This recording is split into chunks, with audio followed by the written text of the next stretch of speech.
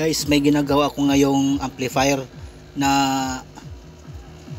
DB Audio. DB Audio, ang model niya ay EB-8022BT. Nagtitesting po ako ngayon kasi ang problema niya ay ayaw tumunog yung mag-click yung relay, pero naayos ko na yung relay ngayon. Mahina yung kabilang channel at saka yung kabilang channel naman sobrang hina talaga, kaya tinitrace kung saan banda ang problema. Dito ba sa main amp o kaya dito sa may mga tone controls nya at preamps. At ngayon ito ang ginagamit ko to para pang trace sa signal kung saan siya nawala o humina. Kaya pag tinutukan ko dito, naka USB tayo, ayan, naka USB tayo, kaya yung module ng Bluetooth, ayan, yan ang papasok dito sa may main amp. At tutukan natin dito, ayan, malalaman nyo malakas siya, galing sa Bluetooth malakas siya, you know. Right, yun yung right, tapos dito naman sa left.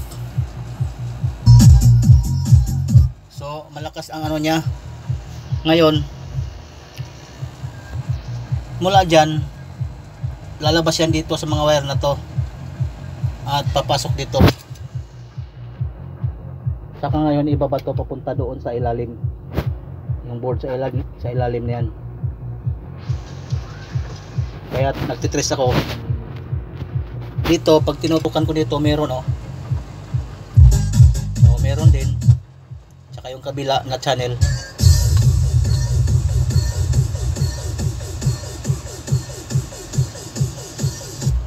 Normal dyan. Ang problema dito na, maaaring nandoon sa ilalim ang pinaka problema, kasi dito meron ako nasusukat na voltahe na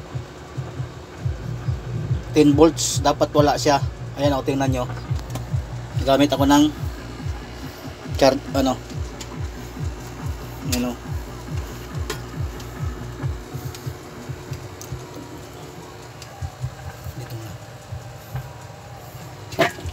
Ayan ito yung left,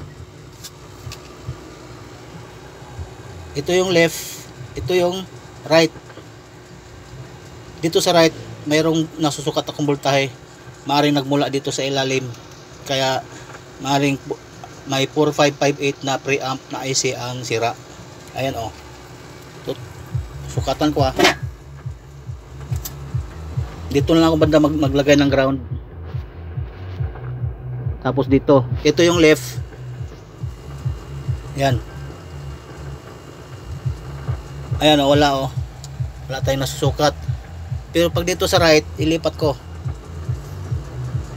dito sa right, may nasusukat ako. Ayan, nakita nyo 10 volts. Dapat wala yan, kaya yan ang ititrace ko ngayon. Ito yung pinaka magandang technique para mag-trace kung saan banda ang problema, sa main amp ba o dito sa may preamp. Pag nagawa ko na ito, testing ko ulit, tapos sasabihin ko kung aling pyesa ang nagka-problema, bakit mahina ang output ng left and right channel, lalo na yung right channel sobrang hina, halos walang marinig. Ngayon ang problema kasi nito ngayon ay mahina yung right channel, sobrang hina, halos di marinig. Tapos yung left channel ay normal na, kasi grounded dito, grounded ang board. Noong una hindi ko malaman kung alin dito sa dalawa ang grounded, yung dito sa tone control ba o dito sa input selector switch. Kasi kapag nakasalpak itong ano na to, ito yung input ang galing sa main amp, tapos pumasok dito sa main volume control, tapos ibabato niya dito sa tone controls niya, saka ibabalik doon sa main power amplifier. Ngayon dito ako nalito kasi nga hindi ko alam kung alin dito ang grounded na board, alin may problema, kasi nagpalit na ako ng mga IC. Yung 4558 na preamp IC hindi matanggal, kaya ang ginawa ko, pinutol ko itong linya na to, pangatlo, kasi bali 6 to, pinutol ko na siya para matrace ko kung saan talaga may problema gamit itong pang trace ko na papasok din to sa isang amplifier ko. Ngayon pinutol ko to kasi dito sa left channel, ito kasi bali anim yan na connection. Yung una dito left out, tapos ground, right out. Ito yung may voltahe na pumapasok, may DC. Tapos dito positive 12 volts ground, tapos negative 12 volts. Kaya nung pinutol ko to, dito ko nalaman na dito banda ang grounded. Kasi tingnan nyo,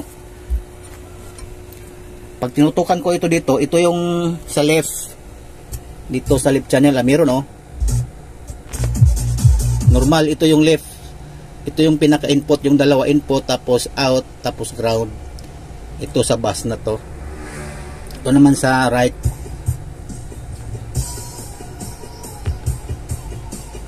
ayan, meron. Maras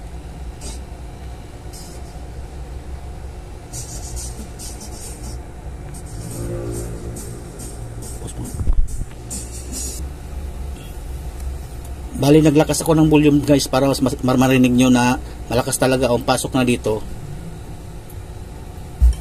Itong wire na to, galing yan doon sa input selector IC. Yan yung ipapasok dito sa power volume control, master volume control. Ito yung pinaka-in, yung dalawa. Ito yung sa right in, left in. Itong left normal. Ang problema ko na lang ngayon yung right. Kaso dito ay napapasok dito sa super bus magtotika. Ano natin? Dito yan sa papasok sa super bus. Itong switch na to na pinipindot. Kabila naman ito naman yung sa loudness. Yung galing sa master volume, papasok yan dito sa may extra bus. Dito sa pinakababa na pin, itong dalawang to. Kaya pag sinundot yan dito, ito yung galing sa left na normal ang tunog, ayan Tapos ito naman yung sa right, normal pa siya dito. Kaso ilalabas yan dito, papunta na dito sa tone controls. Ito yung left, normal siya, ayan pero pakinggan nyo dito sa right. Ito yan, bali kapasitor na to, ayan itong kapasitor na to, dito siya lalabas sa positive side, dito siya lalabas. Tutukan at pakinggan natin, ground, dito siya, uugong lang. Narinig nyo? Kasi may voltahe siya.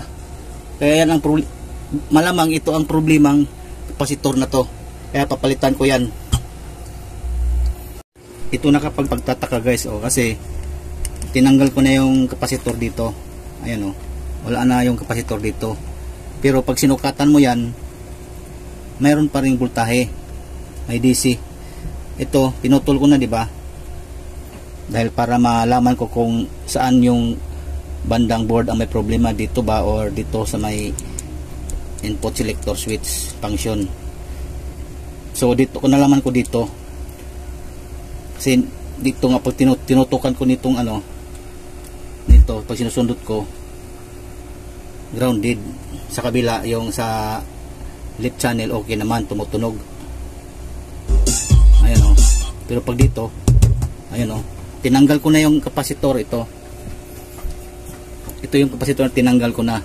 Pero grounded pa rin. Kasi sukatan natin oh. Sukatan natin, tingnan yung ano dito. Kung ilan ang marireading ko. Ayan, tingnan nyo yung tester ha. Sukatan ko. Dito ko ilagay yung ground. Tapos yung ano, yung tinanggal kong kapasitor, positive side ng kapasitor oh, papunta, ito yung papunta sa right channel output. Ayan. Nakita nyo? Ayan oh. May reading siya na ano, sobrang taas oh. Hindi ko alam kung saan nanggagaling yan. Aha, malamang dito yan sa kabila. Ayan oh, ito. Kasi 11 din to oh. Ayan oh, 11. Oh. Tapos ito sa kabila 11 din oh. So malamang may problema to. Malamang dito nanggagaling yung ground niya. Ayan o, 11.3. Tapos dito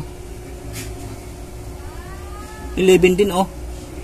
10, bumaba lang ng 10 halos. O, 11 din o. O, dito may problema. Kaya huli ko na. Kaya grounded tong ano, right channel. Ayaw paano nangyari ito, bakit naging grounded to. Na ang problema lang naman dito sa main amp. Tapos noong napagana ko na yung relay, nag-click na dahil nabuo ko na yung min amp, nabuo ko na yung DC out doon. Mahina yung, parehong una, parehong mahina pa rin yung left and right channel. Pero nag-okay na nung palit ako ng mga volume. Pero yung right channel ay muogong pa rin kasi grounded. Ngayon, trace na natin kasi ang problema nito, malamang may nagdikit itong ano, itong positive ng ano, magkatabi kasi ano. Kaya yan, tatanggalin natin. Ito guys, nilinis ko na yung ground dito, yung di ba yung right channel niya may nagkakaroon ng 10 or minsan 11 volts pa. Dahil itong katabi niya, ito bali yan yung positive 11 volts, tapos magkatabi sila at grounded nga. Ngayon nilinis ko dyan dahil walang ibang connection na dito, walang ibang pyesa. Kung titingnan nyo, ito lang yun oh. Ito lang, wala na oh. Papunta na doon sa kapasitor na tinanggal ko. Ayan oh.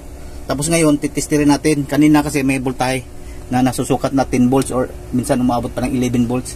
Ayan oh, dito ko lang ilalagay yung ground ko. Tingnan natin, tingnan nyo oh. Wala na oh. Oh, 0.39, 38 volts na lang oh. Wala na yung 10 volts or minsan umabot ng 11 volts. Ngayon ibalik ko yung kapasitor na akala ko kapasitor, tapos testing natin kung lumakas na ba kasi mahina dito. Mamaya bibidyohan natin, ibabalik ko lang yung kapasitor. Ito na guys, testing na natin. Wala na yung voltahe dito na pumapasok sa may kapasitor na tinanggal ko, kaya ingay siya, walang audio na maririnig kundi ingay. Ngayon meron na oh. Ito yung right channel ng problema natin. Ngayon tingnan natin oh. Ito yung left channel. Ayan oh. Okay yung left channel. Ang problema natin yung right channel na lang. Kaya nung nilinis ko, natanggal na yung voltahe na pumapasok na 10 volts, minsan 11 volts. Ayan oh. Okay na guys oh. Okay na. Kung bago lang kayo sa akin channel, please like and subscribe guys. Thank you.